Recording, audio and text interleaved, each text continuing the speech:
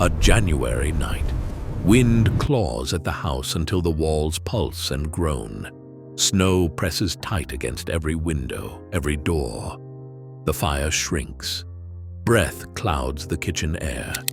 In 1881, this suffocating cold swept through Britain, paralyzing families inside their own homes as the snowstorms sealed them off from help, from warmth, from life itself. It wasn't only the cold that killed. It was what the storm cut people off from. Inside, the cold presses from every side.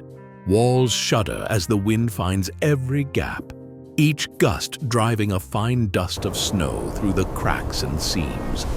The jug on the table is rimmed with ice. The water inside has turned solid. A single coal fire burning low throws little warmth. The room is dim, the air so cold that breath hangs in pale clouds above the blankets. Mother and child draw closer, layers of shawls and coats pulled tight, but the chill seeps through everything. Coal is precious, only a few lumps left in the scuttle. Each piece must last. She hesitates before feeding the fire, knowing what remains must see them through the night. The silence is heavy, broken only by the pop of a cinder and the distant groan of the wind. In some houses, the frost creeps along the walls, painting them with white. The kitchen floor is dusted with snow that has slipped in around the doorframe. Outside, the snow piles higher, pressing against the door, making it harder to open with every hour. Inside, the family waits, watching the last embers glow, listening to the storm's slow siege. Every breath is a reminder of how thin the barrier is between warmth and the world of ice beyond. A decision must be made. The last of the bread is gone, and the coal scuttle is nearly empty. Wind rattles the window panes. Someone stands at the door, scarf wrapped high, boots pulled on with stiff fingers. It's not courage that sends them out. It is hunger and need, a duty that cannot wait for the weather to pass. The handle is cold as iron. When the door opens, the blizzard surges in, swirling snow across the floor, stinging faces, making the hallway vanish in a haze of white. The family inside watches as the figure steps out, coat flapping, head bowed against the gale. The door is forced shut once more. Snow already piles in the corners, driven by the wind through every crack. Within minutes, the threshold is rimmed with drifts. Each gust heaps more against the wood, packing it tight, inch by inch. Inside, the silence grows heavier. The fire burns lower.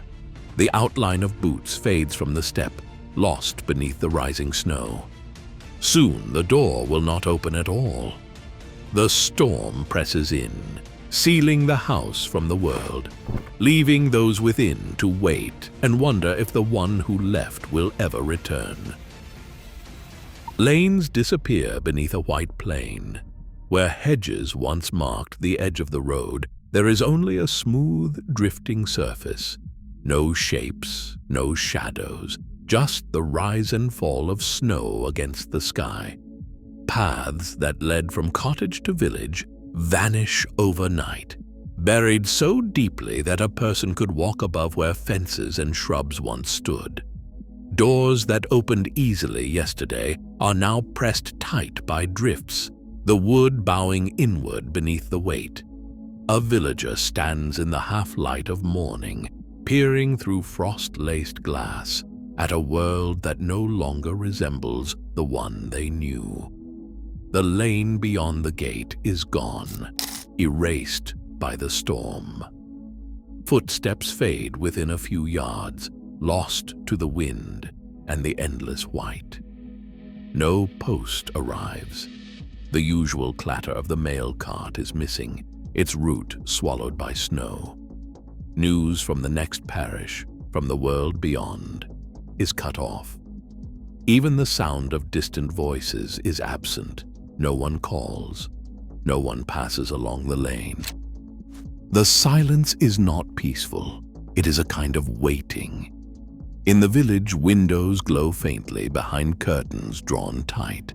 Outside, the only movement comes from the wind, shaping the snow into silent walls. Hedges, once a living boundary, are hidden under drifts so deep that children could walk atop them without ever touching a branch. Inside each house, people listen for any sign that the world is stirring, that help or news might break through. But the storm has sealed them in. Each home an island, each family watching as the last traces of the familiar disappear beneath snow that shows no sign of stopping. The waiting stretches on. The tracks vanish beneath a white, unbroken field. Where rails once gleamed, there is only a shallow dip in the snow, barely a memory of movement. Telegraph poles lean at odd angles, wires snapped and trailing, their messages silenced mid-sentence.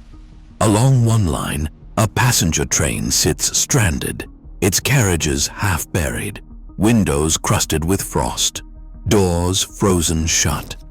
Inside, a single lantern glows in the dark, painting tired faces with a thin yellow light. The heat from the stove is no match for the cold that seeps through every seam. Passengers huddle together, coats pulled tight, breath clouding the glass. Outside, the storm howls, piling snow against the wheels, sealing the train in place as surely as any house. No word comes from the city. No relief train arrives. The telegraph wires that once carried news and hope now hang useless, heavy with ice. By morning, the train is just another shape beneath the drifts. Some lines have been abandoned entirely, engines left to freeze where they stopped. Across the countryside, railways and roads are erased at once, cutting off villages, farms, and towns alike. The world beyond becomes unreachable, not by distance, but by the weight of snow and the silence of broken wires. Inside the carriage, the lantern burns low, and the night seems endless. Every hour, the cold presses closer. Rescue will not come soon. The storm has made an island of every place, and every person waits for morning, not knowing if it will bring help or only more snow. A child stands by the door, listening for footsteps that never come. The handle is buried in snow, frozen in place. On the far side, wind scours the yard, erasing every trace. Inside, the elder stirs the ashes, eyes fixed on the drifted threshold. The bread basket sits empty. Hours pass. The fire burns lower. Still, the door does not open. Somewhere beyond the white silence, a figure lies lost in the storm, like the woman in the parish book who set out for bread and was found the next morning, frozen in a drift. In this house, waiting stretches on, heavy as the snow pressing against the walls. The world narrows to hope and absence. Each day, the door stays shut. No voice calls from the lane. Only the wind answers, carrying nothing back. In the parish book, a single entry records a name and a date. No one speaks above a whisper when the notice is read. Behind closed doors, families count the places at their tables, the empty chair by the hearth. The village moves quietly, measuring loss not in numbers, but in the hush that follows each question left unanswered. A woman went out for bread and did not return. The next morning, she was found in the drift, Her absence was written in the silence that settles over her home. The snow outside softens every sound, but inside the quiet is sharper. The storm has taken more than warmth. It has left a space that words cannot fill. Even now, a sudden storm can still silence roads, homes, entire towns.